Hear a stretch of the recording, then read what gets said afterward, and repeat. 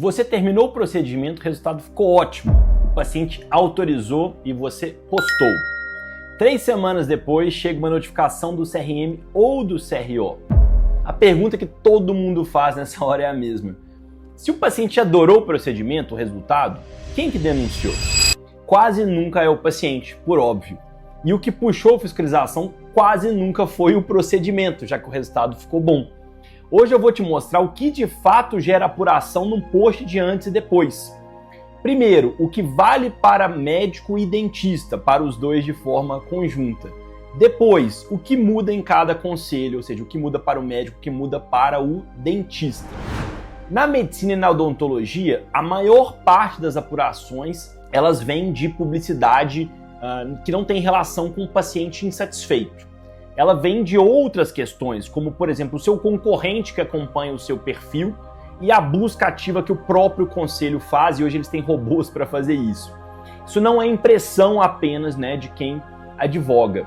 A regra de publicidade médica, por exemplo, da CODAME, que é a comissão de publicidade que existe em cada CRM, a atribuição de rastrear na internet e receber material publicitário, ainda que de origem anônima. Guarde essa distinção. No processo ético, a denúncia anônima não é aceita. Já na publicidade, ela é aceita. O seu concorrente não precisa se identificar para colocar o seu post na mesa da comissão, da CODAME. E a tese vale para as duas profissões. Não é o antes e depois que é punido. Os dois conselhos regulamentaram o uso da imagem. O que é punido é o post sensacionalista. Isto é, o antes e depois é permitido, mas o antes e depois sensacionalista não. E o conceito de sensacionalismo não é um conceito aberto mais. A definição que mais aparece na prática é usar de forma abusiva, enganosa ou sedutora representações visuais e informações que induzam a percepção da garantia de resultado. Repare, representações visuais e informações, imagem e legenda. O CFO vai na mesma direção, cobra veracidade e rejeita peça de caráter mercantil. Na prática, são 4 gatilhos que valem tanto para o CRM quanto para o CRO. O primeiro gatilho é a imagem que exagera. Antes, com luz fria de teto, paciente sério, sem maquiagem, isso no antes, No depois, ring light, sorrindo, com aquele filtro de textura de pele que a própria câmera aplica. Você não precisou mentir. A luz, a edição, mentiu para você.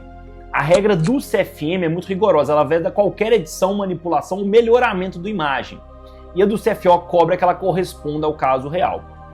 E aí vem um gatilho novo, inteligência artificial. E vai valer aqui uma distinção. O uso da IA para simular resultados é ferramenta legítima, desde que você deixe claro que é simulação.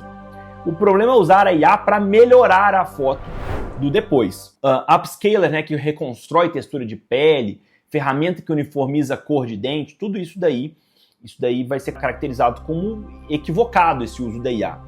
O modo de embelezamento do seu celular, se você aplicar sozinho, mesmo que você não peça, isso daí também é caracterizado como uma infração. Então repare no risco. Você pode estar manipulando a imagem sem ter tido a intenção de manipular, se o seu celular tiver esses gatilhos abertos, ou ativados. E na apuração, a primeira pergunta não é se é a sua intenção. A primeira pergunta que o conselho faz é: essa imagem corresponde ao real? E o segundo gatilho aqui é a legenda mercantil. O sorriso perfeito, o fim da papada, transformação garantida. Os dois conselhos proíbem a garantia ou insinuação de resultados. E o terceiro gatilho é a ausência de ressalva. Se a sua legenda não diz que a resposta ao tratamento varia conforme cada pessoa, você não está informando. Você está vendendo exclusivamente. Uma linha resolve isso e quase ninguém escreve na legenda. O quarto é o caso de terceiro, de você usar um terceiro. Não adianta publicar caso que não é seu e dar o crédito na legenda. Nos dois conselhos, quem publica responde. No CFM isso está expresso.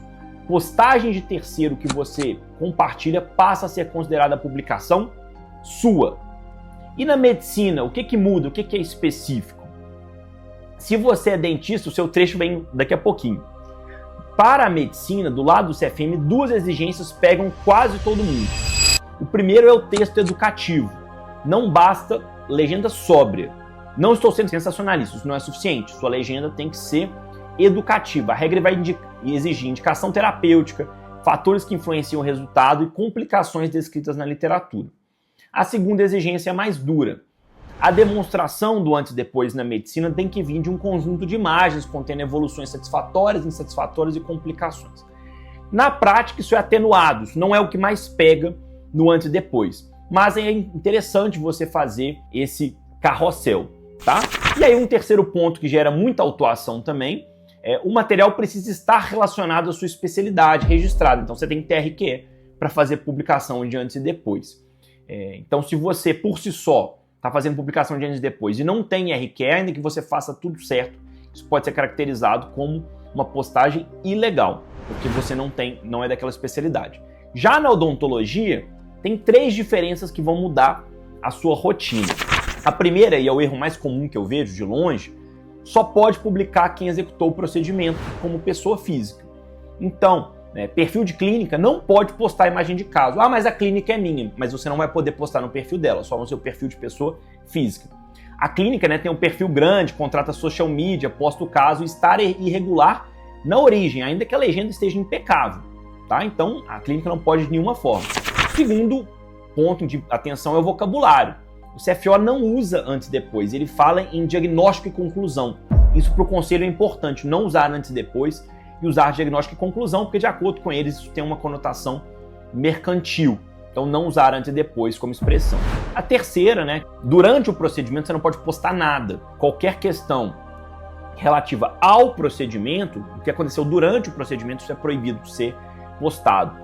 E aí agora a boa notícia, que quase ninguém conta, A publicidade a gente sabe que é justamente a área em que os conselhos mais aceitam correção antes da punição.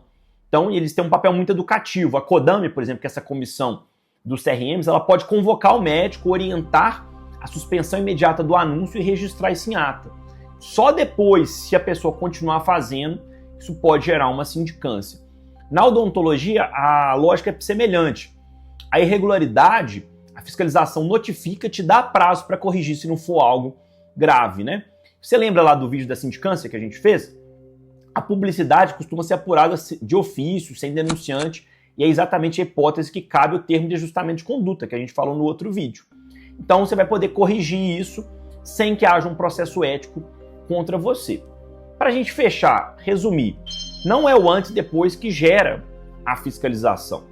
É o post que promete, é o post que edita, é o post que esconde que cada resultado é individual. Então, antes de publicar, faça só uma pergunta.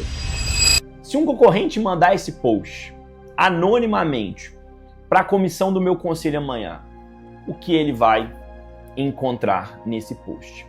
Um material informativo ou vai ser um anúncio de transformação? Dúvidas sobre um caso da sua clínica? Escreve nos comentários sem indicar o paciente. Eu leio todos e respondo.